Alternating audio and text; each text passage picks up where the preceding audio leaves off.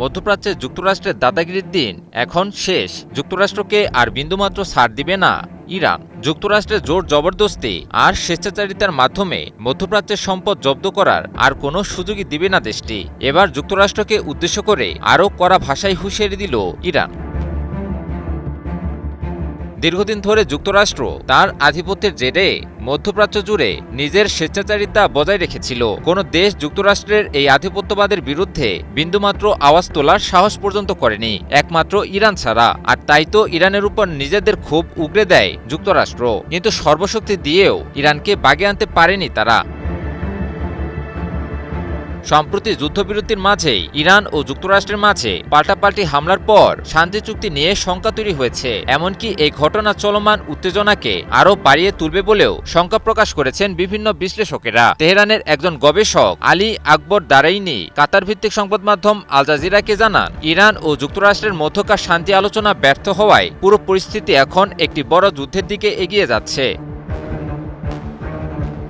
দারাইনি বলেন, কাগজে কলমে এখন কোনো শান্তি চুক্তি নেই, বরং ভেতরে ভেতরে ইতিমধ্যেই একটি ছোটখাটো যুদ্ধও শুরু হয়ে গেছে। মার্কিন সেনারা বারবার যুদ্ধবিরতির নিয়ম ভাঙার কারণেই পরিস্থিতি দিন দিন আরও খারাপের দিকে যাচ্ছে।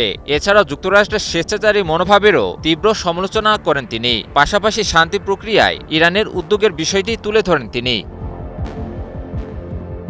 এই গবেষক জানান, পারস্য উপসাগর দিয়ে জাহাজ চলাচলের ক্ষেত্রে ইরান ৩টি সহজ নিয়ম দিয়েছে। প্রথমত, জাহাজগুলোকে ইরানের দেখানো নির্দিষ্ট পথ ব্যবহার করতে হবে। দ্বিতীয়ত, ইরানের দেওয়া সেবার জন্য নির্দিষ্ট ফি দিতে হবে। আর তৃতীয়ত, জাহাজে এমন কোনো মালামাল বা অস্ত্র থাকা চলবে না যা ইরানের নিরাপত্তার জন্য হুমকি তৈরি করে।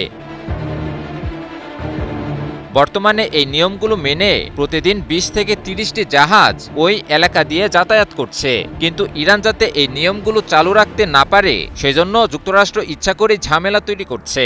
আর এ কারণেই দুই দেশের মধ্যে উত্তেজনা দিন দিন বেড়েই চলছে। তবে যুক্তরাষ্ট্রকে আর সমীহ করে কথা বলছে না পারস্য উপসাগরীয় দেশ ইরান।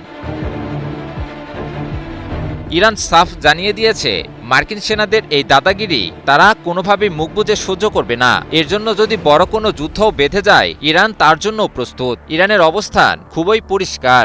আমেরিকার নিষেধাজ্ঞার কারণে ইরান যদি নিজের তেল বিক্রি করতে না পারে, তবে এই অঞ্চলের অন্য কোনো দেশকেও তেল বিক্রি করতে কিংবা রপ্তানি করতে দেবে না তারা। JBS holdings limited.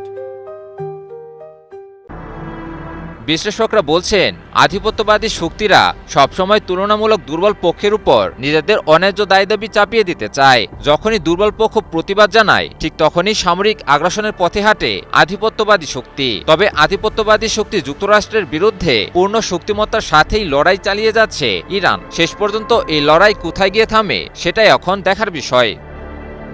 ইমন আলী, নিউজ 24।